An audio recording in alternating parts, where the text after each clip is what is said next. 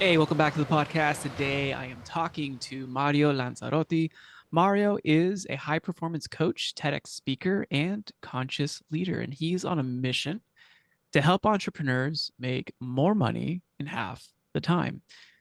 I would like for when you listen to this episode to have an open mind to see the principles, because some of the things that I really appreciate about Mario are his focus on inner peace, forgiveness, and purpose, and being 100% in ownership and accountable for the work that you do.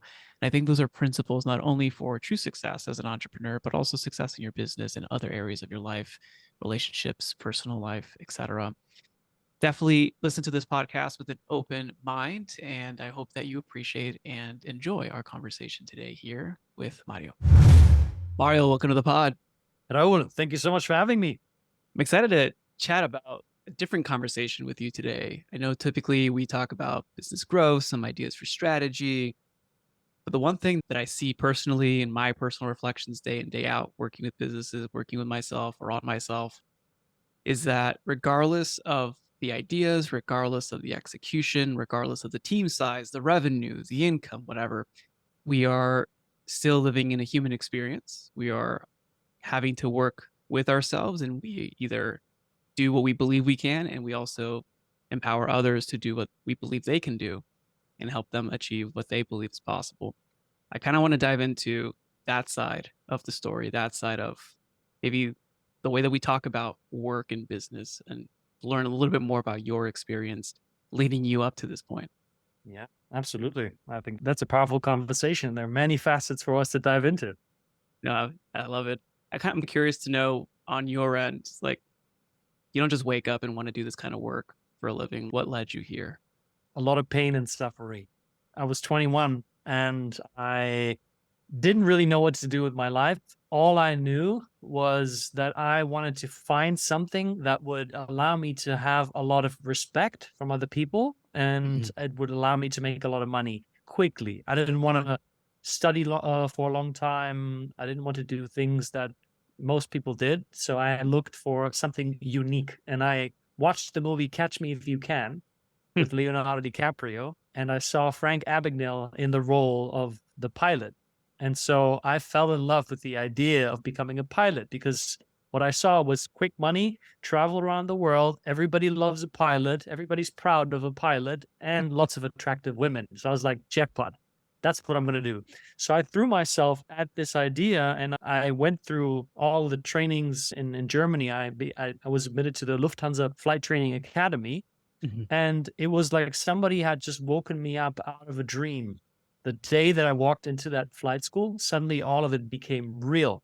Mhm. And it dawned on me that I had been chasing something that I didn't really want to do. It Mhm. was really just for the things that it promised me. And so during that time, it became severely depressed, chronic back pain, anxiety attacks, depressive episodes, which eventually led me to the point of contemplating suicide for a couple of weeks. Oh, And that was because I told myself that if I don't finish what I started after I had invested 3 years of time, money, and energy, and mhm. everybody was counting on me to make it in the family as the first one who would carry the lantern and the flag.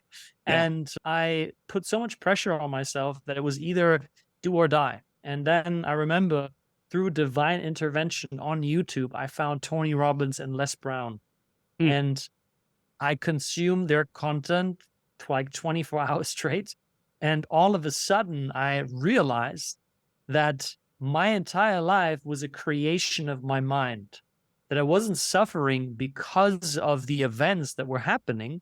I was suffering because of the story that I was telling myself about these events. And the story was that I was telling myself, it's either that or I'm dead. And Mm. so that was the beginning for me to be able to breathe again, to see that there's another way of living my life. And it was the start to a self exploration and a self healing journey. And I will never forget that moment. Mhm. I made a promise to myself. I said to myself, one day I too will help people free themselves from the thoughts and feelings that are holding them back. Mm. And so out of that experience, the dream of becoming a coach and a speaker was born. And 10 years later, I started going all in with that. That's exciting, man. No, that's It's a beautiful story, and I'm glad that you're here with us speaking this and telling us about this. The other thing, the perspective that I want to add to the table here that I haven't dug too much into, but I believe sometimes our bodies, like in behavior, tells us, or if we're out of alignment of doing the things that we're supposed to be doing, or the things that we're called to or from to do, sometimes we experience those physical manifestations of illness. Not going to go too far down that rabbit hole, but I see that sometimes happening where our bodies tell us or that this is not in alignment and there's like disease can come up easier or but it does stem from thoughts and feelings. So I'm curious to know, how do you translate those two key pieces, because our thoughts influence our behaviors, influence our actions and habits, which produces character. How do you work with that?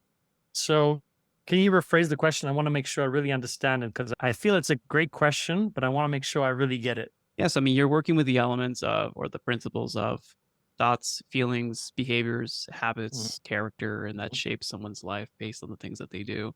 How do you take those elements and create your own practice, or how do you weave that into some sort of change and potential, or change in doing something different that's more in alignment with who you are? Got it. All right. I love that question. So, we have to ask ourselves, what is the reality that we live? For most of us, the life that we live is just the life that we live and just the way that it is. And there isn't really much that we can change. We are the way because our parents are the way that our parents are, our society. So we are the product of a lot of the environments that we grow up in. And so if you accept that as the truth, as that's the way that it is, you're not going to have much choice and much say in your life. You may tell yourself that you do, but everything that you do essentially is a creation of what you have already been taught from the past. So you'll never really experience true growth because you're limited by whatever you have experienced in the past. So you're not really living life from a free creation, you're living life from conditioning. And so, Hmm. in order to break free from that, you first of all have to wake up. Well, what do you have to wake up to? You have to wake up to the fact that you're not living your life by choice, you're living your life by an unconscious choice. You're doing what you're doing not because you freely chose, but because you've been told to. It starts with who you think you are, right? Most of us, we think we are our names or our gender or our country or our soccer club or our food preference, right? I am Hmm. vegan. No, I'm carnivore. And so I'm not saying that to dismiss whatever you feel connected to.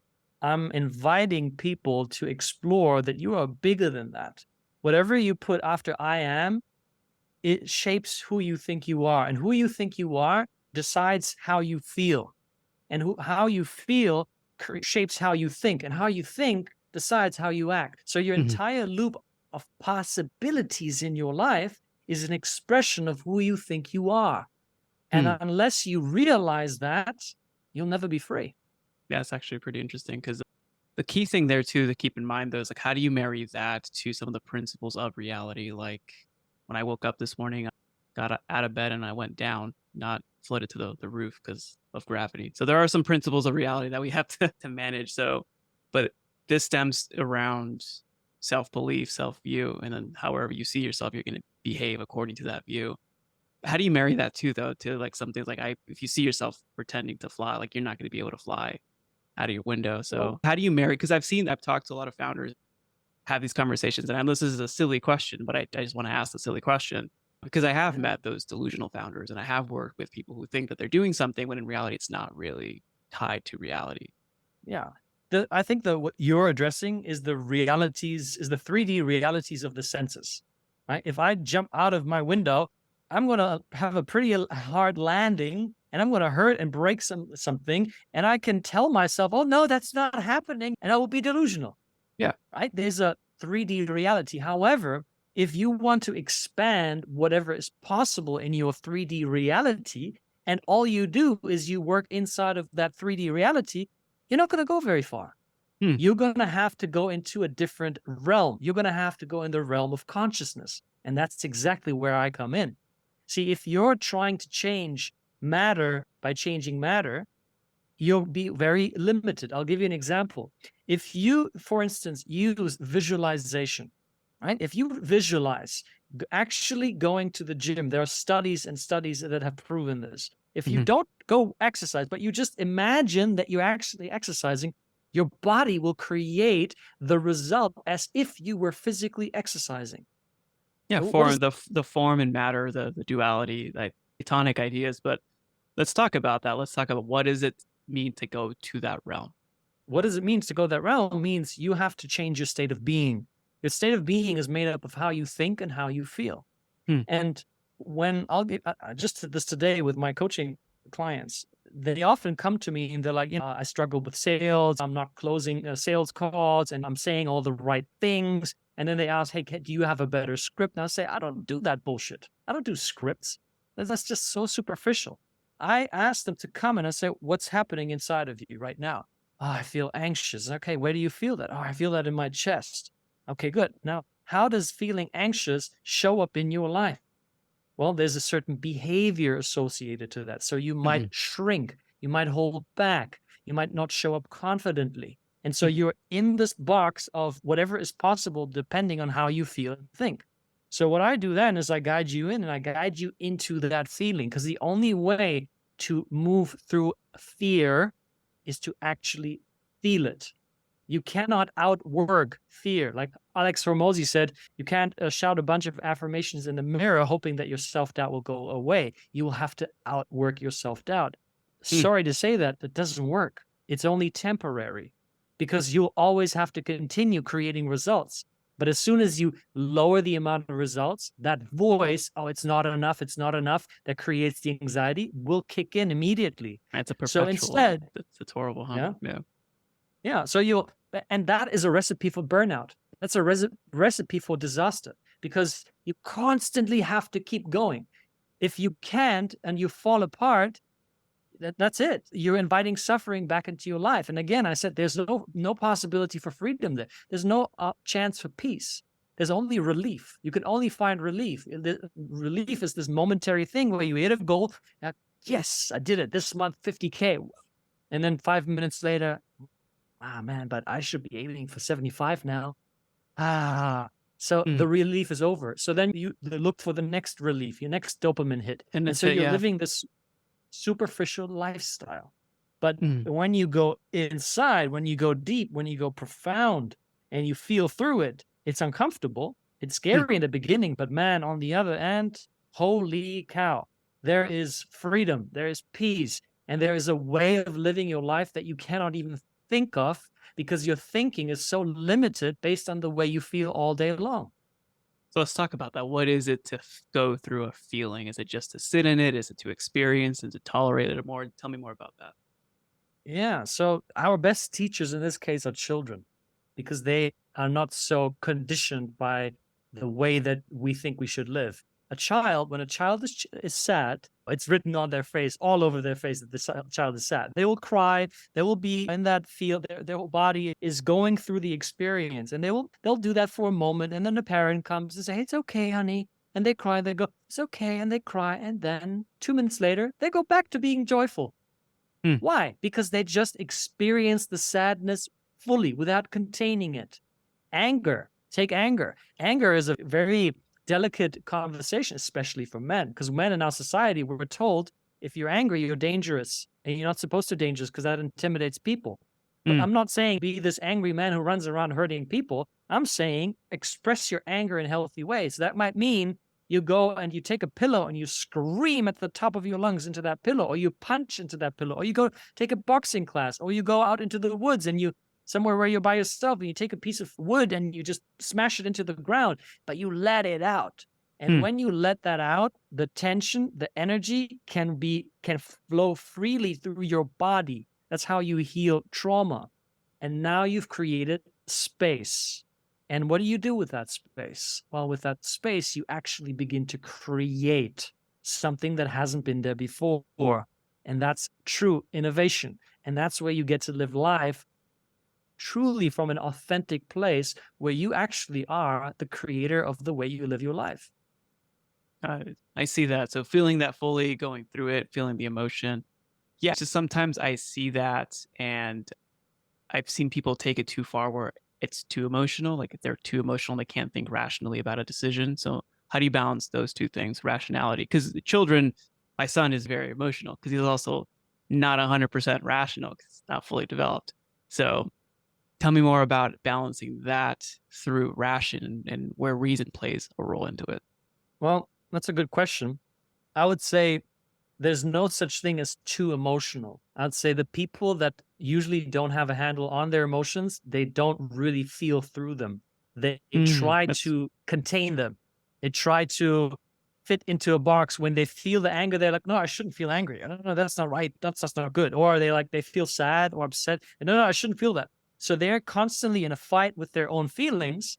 And you and I, we rescheduled the first podcast because I had told you that one of my mentors passed on. mhm. A very important person to me.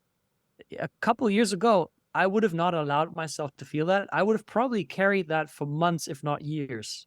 I Yeah. gave myself space and time to really feel through the grief and to process it. I stopped working. I set aside time to be with that, to connect with my mentor on a spiritual plane. And now when I think of him, there's joy. There's just pure gratitude and Mhm. peace. But that's because I learned how to process my feelings. A couple years ago, my feelings manifested in chronic debilitating pain. And we've learned we too much in suppressing mode, too much in, yeah, this is not right now. Don't have time for this. Just behave, just get yourself together. And so it creates this perpetual later kind of idea. And that's a ticking time bomb for all kinds of diseases in our life.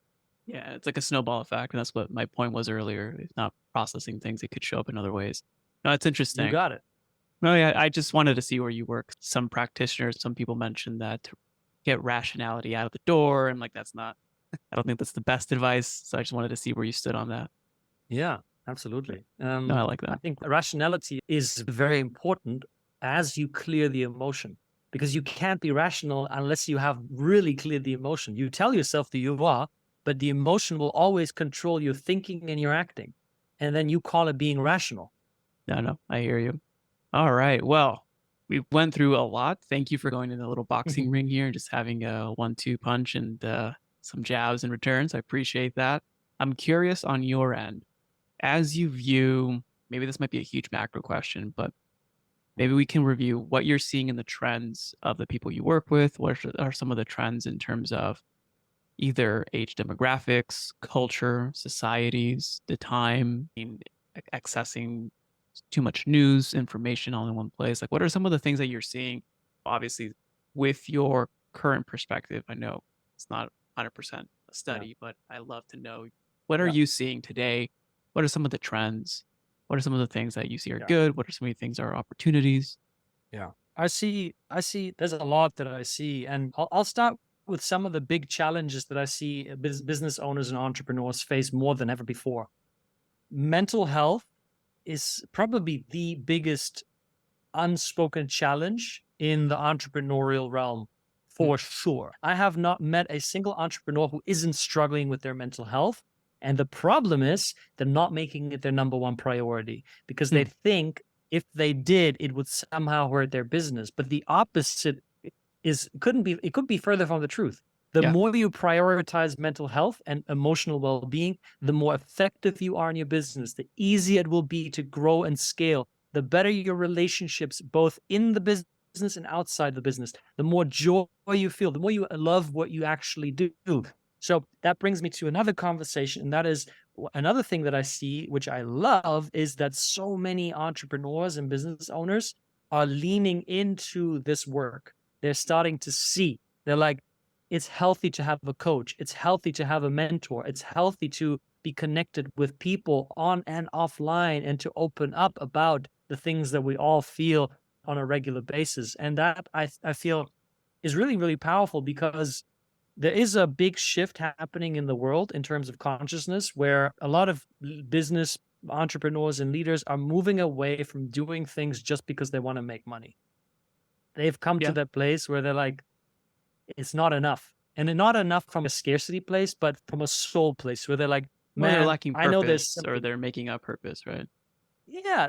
And they want it. They really want it. They're calling it in. And Yeah. now we're seeing there's an industry, I'm in that industry, where you actually get to build successful businesses while making a huge impact in the world. Mhm. And I never thought this would have been possible. I mean, take your podcast, do good work, right? You're impacting people's lives while using it also to grow your business. That's the best thing in the It's a world. I cool thought, thing, yeah. I mean, it's genius. So yeah, I see that a lot of people are moving into that space. Not Mm. everybody is, I would say, necessarily qualified. A lot of people are picking up books and YouTube podcasts, right? They're listening to a podcast and, oh man, I should totally do that. Okay, let me just do an NLP course. Let me just go to that seminar and then done. And then they call themselves a certified coach and they start working on pretty delicate conversations. And sometimes that may cause more damage than healing. So there's a lot happening in the world. Overall, I feel there's a big divide. There's a lot of people that are denying what's happening in their minds and bodies, and they are suffering the consequences. And there's a lot of other people that are like, you know what? I'm done. I'm done playing the superficial game. I want my business to be an expression of my happiness, of my joy, of my peace. I Mm. want that to lead the conversation of why I do what I do every day. And that is absolutely amazing. Yeah, when you have an alignment, it's the old cliche, it doesn't feel like work, but it's fueling. It's incredible. But I think Yeah. back to your original point, mental health is probably the unspoken truth happening amongst entrepreneurs. I don't care how successful you are. I've been behind Yeah. closed boardroom doors and executive retreats or even quarterly team meetings and whatever. Doesn't matter how if it's $1 in the bank account or if it's like X amount of commas in the bank account, it's still Yeah. there. And also one of the things that I saw in terms of the macro, yeah, at least here in the States, was the need for more or the seeking out of it's not the perfect example, but seeking out of therapy or support for mental health based off what Yeah. happened in 2020. So it's a bigger trend. So I think it's important for us to at least reflect in. And the original thing that I liked about our conversation, what led us up to this, is your principles of having inner peace, forgiveness, purpose, and ownership of your outcomes. And I couldn't agree more with those key principles. I'm curious for everyone here listening, what's the best place for people to one, thank you, Mario, for being on today, and two, learn a little bit about you? I'm very active on all the social media platforms, primarily LinkedIn and Instagram.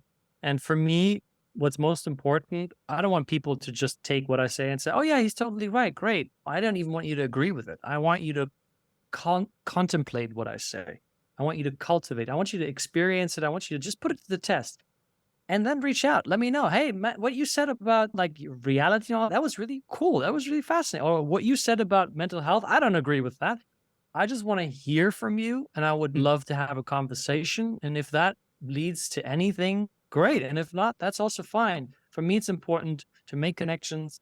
And for whoever reaches out, I have a lot of resources that go deeper into this. I'm happy to give this to your audience. I have free trainings on how to use inner peace to double your business. It's a training that I've created. So anybody reaching out, I'm happy to gift that to you.